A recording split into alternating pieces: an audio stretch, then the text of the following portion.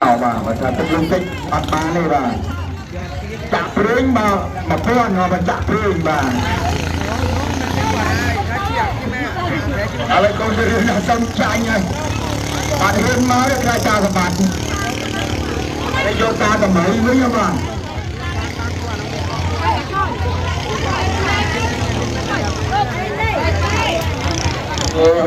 แต่แซมจงออกซาเซอร์ปัดจุดเฉย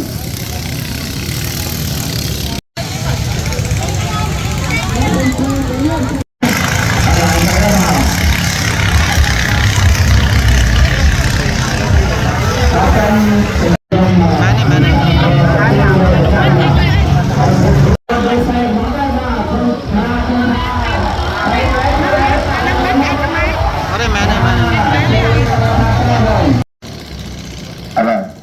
นางไอ้สัตว์เนี่ยเชื่อเรื่องกองปุ๊บอะไรกองปอน